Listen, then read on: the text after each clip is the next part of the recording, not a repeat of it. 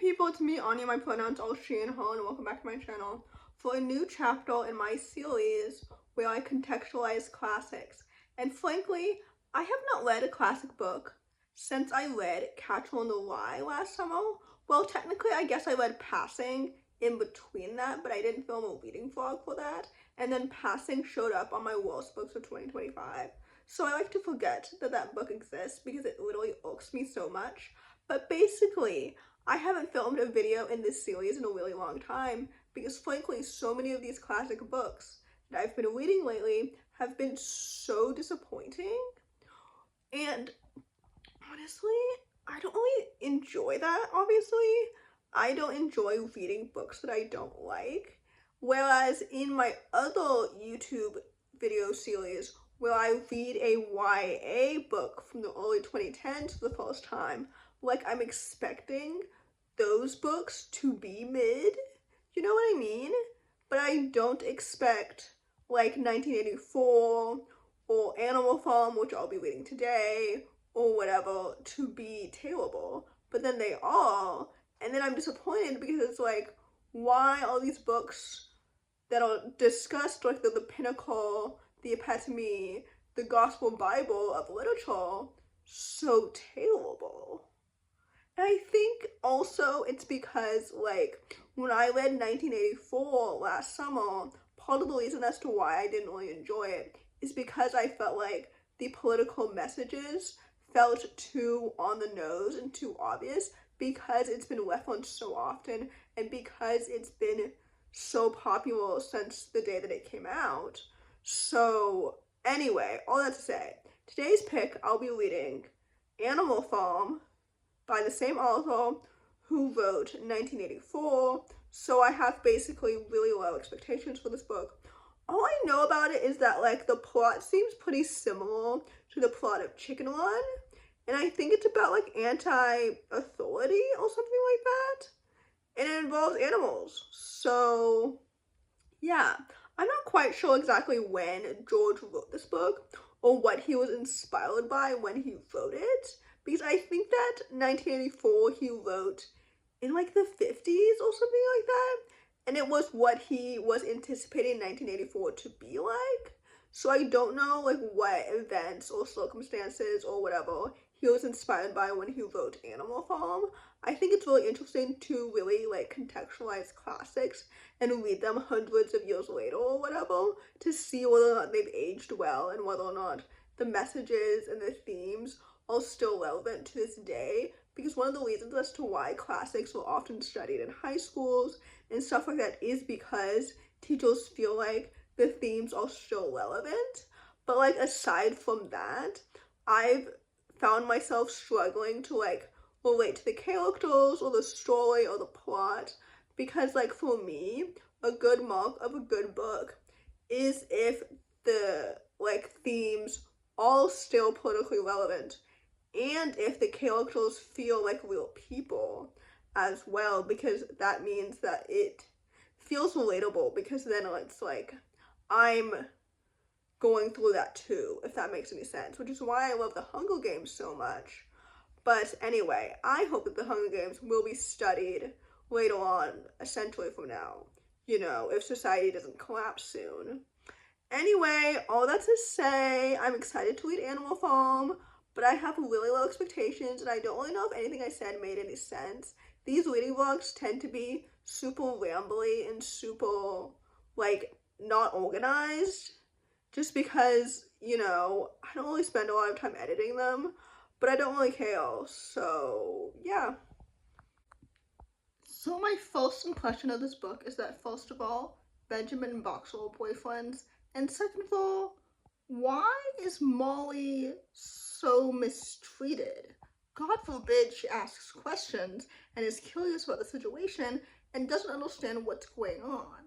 Like, I don't like how all of the characters that are perceived to be the most intelligent and the people that like, well, they're not people, but the characters that the other ones should look up to are all men.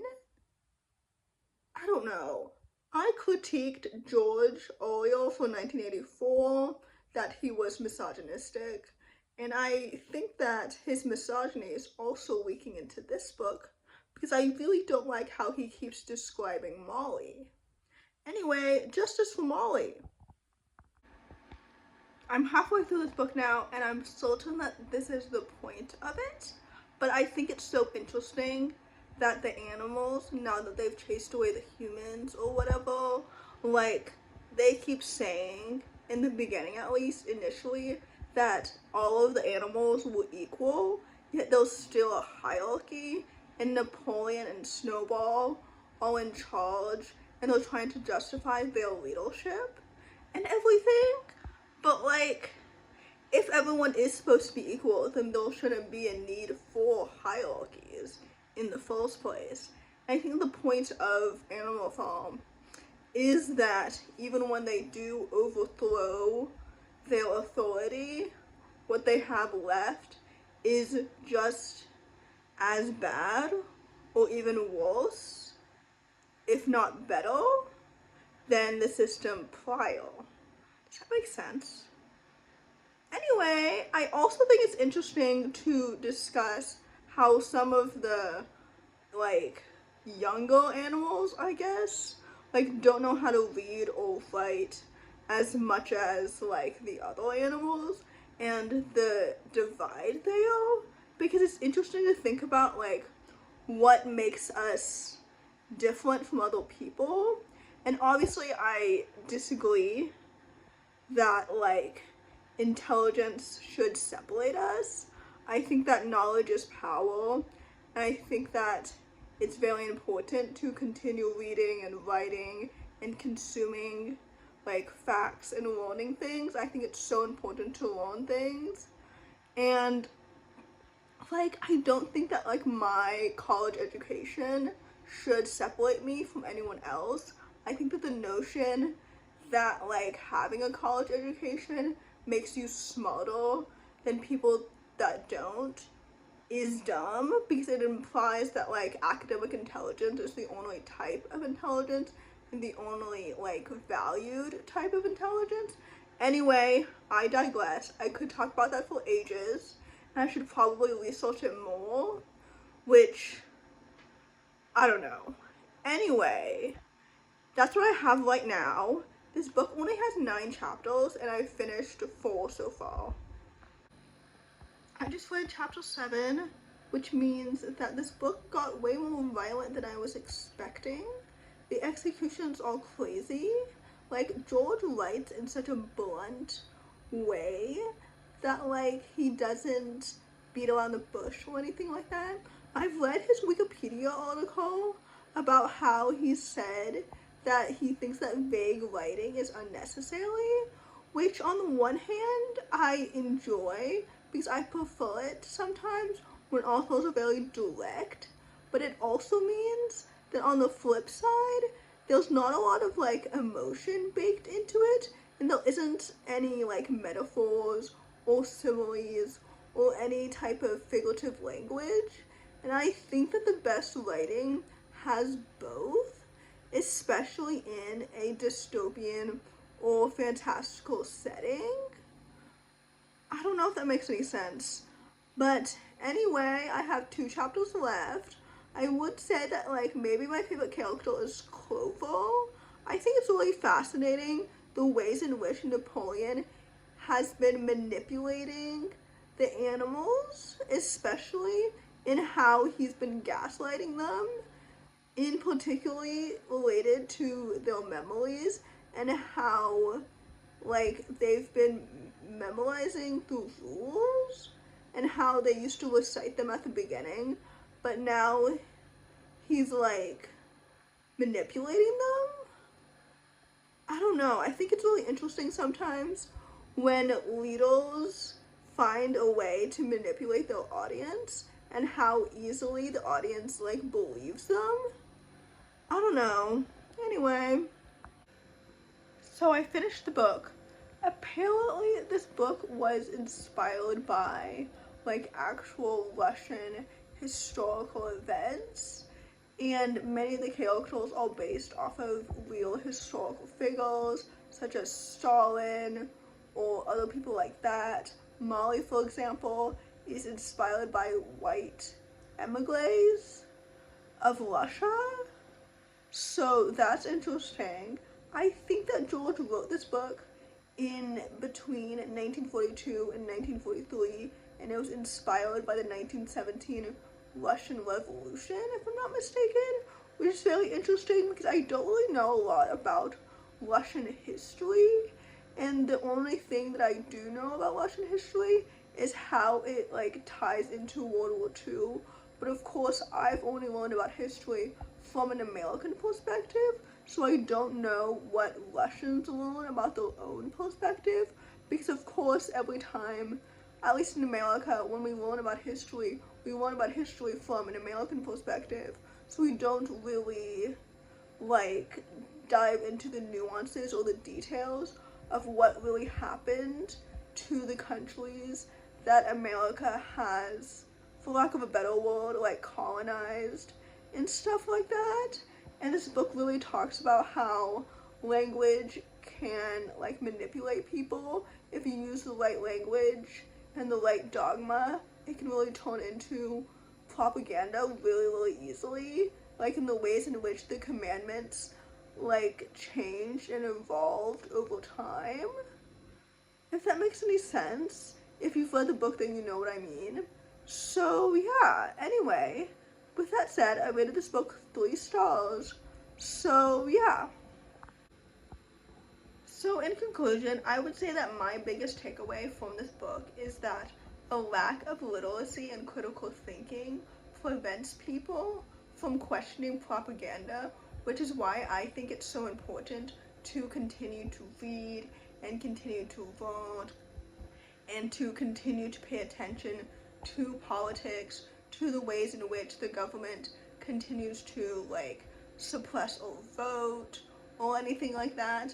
I think that paying attention to what's going on is so incredibly important, and to pay attention to the nuances and the details and the language and the vocabulary that people in power tend to use against us, and the ways in which that they can justify doing horrible stuff, if that makes any sense. And basically, I think this book is very important, and it is a satire novella for sure, but like the ways in which George is so inspired by historical events that did absolutely happen back then, like all of this is still relevant right now, and I think it's important to contextualize classics and to realize why they were relevant then, and to think about how they truly can still parallel to modern day, because I feel like sometimes people write off classics and say that they were only relevant then, but I think that a book like Animal Farm is still timeless now because it's still like politically relevant. So anyway, all that to say, I think that George Orwell would have really enjoyed the movies that have been made in modern day that are similar to this, such as A Bug's Life or Chicken Run, for example, which I referenced at the beginning of this video. But yeah, R.I.P. to George.